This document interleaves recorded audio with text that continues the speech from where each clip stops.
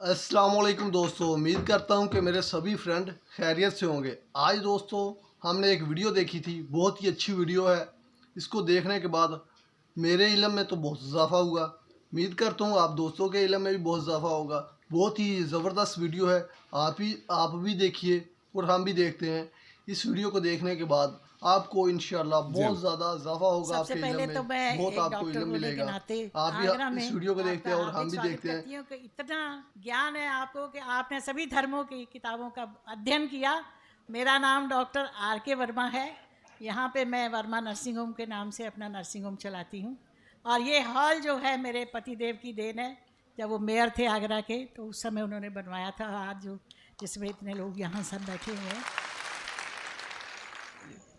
मेरा एक छोटा सा सवाल है और बहुत दिनों से घुमड़ता है अंदर कि आप सब लोग हर साल अपना एनुअल फंक्शन जो है मक्का मदीना मनाने जाते हैं, तो वहाँ हिंदू को, ईसाई को और धर्मों के लोगों को क्यों नहीं जाने की इजाज़त है?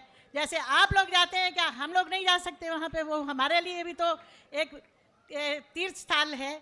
जब आप हिंदू मुसलमान में कोई फ़र्क नहीं समझते तो फिर वहाँ जाना हमारे लिए प्रोहिबिटेड नहीं होना चाहिए। डॉक्टर वर्मा साहिबा ने बहुत अच्छा सवाल पूछा और ये मेरी किताब में 10वां सवाल है जो गलतफहमी नंबर 10 है। मेरी किताब आप पढ़ेंगे गलतफहमी नंबर 10। और डॉक्टर साहिबा ने बहुत सही फरमाया कि अगर हम आलमी भाईचारे में मानते हैं तो सिर्फ मुसलमान को क्यों इजाज़त है मक्का और मदीना में जाने की, गैर मुस्लिम हिंदू और सिख और ईसाई को क्यों इजाज़त नहीं है? बहुत अहम सवाल। इसका जवाब है कि हर देश के अपने अपने रूल्स और रेगुलेशन होते हैं। मिसाल के तौर पे मैं हिंदुस्तानी हूं, लेकिन मुझे कुछ हिंदुस्तान के इलाके में जाने की इजाज़त नहीं है जिसे कहते हैं कैंटोनमेंट एरिया। सिर्फ मिलिट्री के लोग, सिर्फ वो लोग जो देश की हिफाजत में लगे हुए हैं, वो लोग वो कैंटोनमेंट एरिया में जा सकते। मैं इन्हें झगड़ सकता हूं, मैं इस देश का नागरिक हूं, मुझे क्यों नहीं जाने देते? नहीं, ये गवर्नमेंट का रूल है। ये कैंटोनमेंट एरिया है, मतलब खाली वो लोग, वो शख्स जो मिलिट्री के लोग हैं, जो देश की हिफाजत में लगे हुए, सिर्फ उनको इजाज़त है। ये रूल है। इसी तरीके से मक्का और मदीना मेरे हिसाब से इस्लाम का कैंटोनमेंट एरिया है। वो लोग, सिर्फ वो इंसान जो इस्लाम के लिए जान देने को तैयार है, वो लोग को अलाउड है, बाकी लोग को नहीं।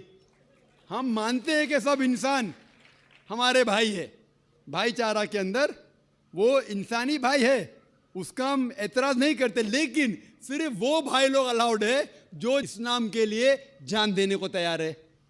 और एक इसका जवाब है कि जब भी आप कोई मुल्क में जाते हैं उसके लिए आपको वीज़ा लेने पड़ता है, वीज़ा।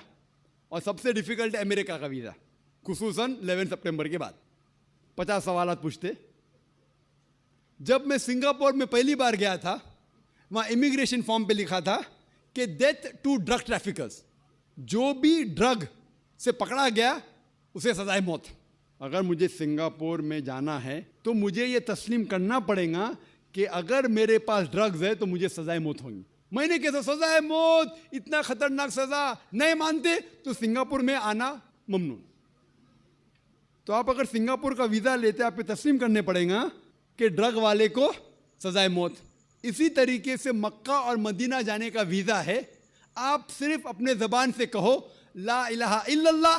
मेरे दोस्तों ने ये वीडियो मुकम्मल देख ली, तो कैसी लगी आपको वीडियो? उम्मीद करता हूँ कि आपको अच्छी वीडियो लगी होगी। आपके इल्म में इजाफा हुआ कि नहीं हुआ, आप हमें कमेंट्स करके बताइएगा। और ऐसी अच्छी वीडियो देखने के लिए हमारे चैनल को सब्सक्राइब कीजिएगा। ओके, अल्लाह हाफिज़।